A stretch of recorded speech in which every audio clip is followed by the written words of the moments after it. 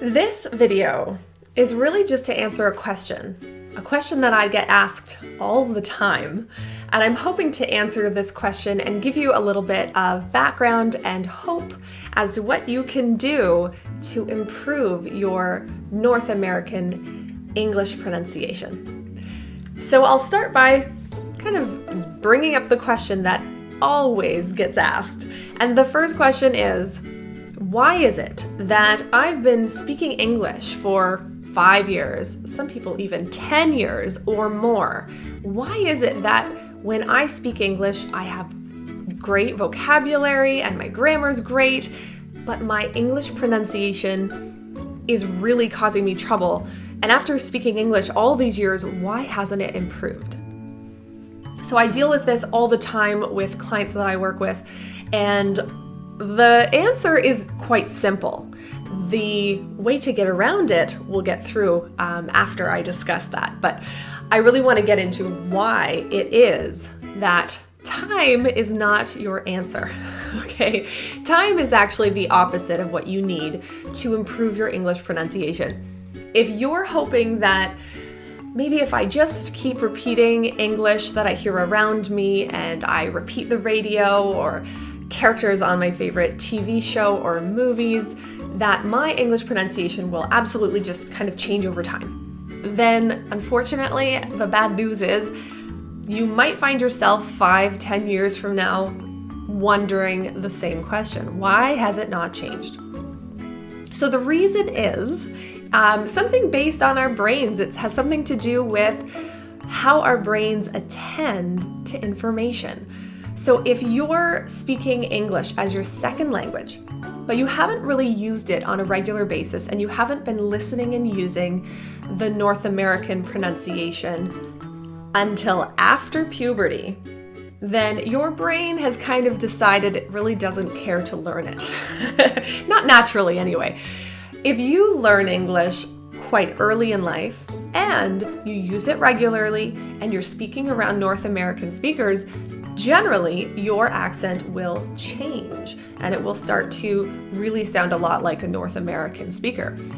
But if, on the other hand, you're like so many people, you're an adult or over the age of puberty when this occurs, then you are going to be stuck a little bit with some what we call solidification.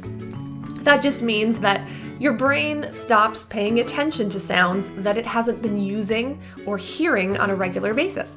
So if you're in your 30s and this is the time where you're starting to realize, you know what, my pronunciation isn't where I want it to be, then it's going to be a bit more difficult than if you had been 11 years old and it just kind of naturally occurs. Okay, so that's part of the reason it's happening in the first place. And I want to kind of talk about what is happening, because that's kind of usually a question too.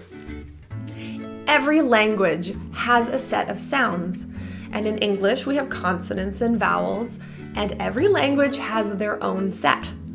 Now, many sounds overlap. So for the most part, there will be lots and lots of sounds in English that are the same as your first language. But there may be some sounds that do not exist in your first language, and vice versa. So if you don't learn those specific sounds and how to produce those sounds with your mouth, then you're going to kind of either insert the closest sound that you know from your first language, or just kind of not produce that sound at all, or make up your own version of what this sound is to your ear. So that is what creates an accent. So that might all sound like a bit of doom and gloom and some bad news, but actually it's phenomenal news because it means that you can actually make a really significant change in your English pronunciation if you can identify which sounds you're not producing in that new language way, so in the North American English accent. Identifying that, learning how to make those sounds and produce them accurately in your mouth using some strategies of understanding where to place your tongue or rounding your lips and things like that. Actually knowing how to make those sounds and then learning how to insert them into your daily conversations. So that's it. There is an answer. It's actually quite straightforward when you understand the basics of speech and language. So if that is the type of information you're looking for, then please subscribe to this channel. You'll get lots more information about how to achieve your English pronunciation goals. Or go to my website, you'll find lots of resources of what you can actually do today to work towards this goal. And I'd actually love to see you there. There are options of a video course. There's an audiobook option if you would like to kind of learn and do all this kind of practice in the car, or if you're looking for one-on-one coaching directly with me, that is also an option. So either way, I would love to meet you, and I'd love to work with you and help you achieve your goals and feel confident and speak clearly in English. See you later.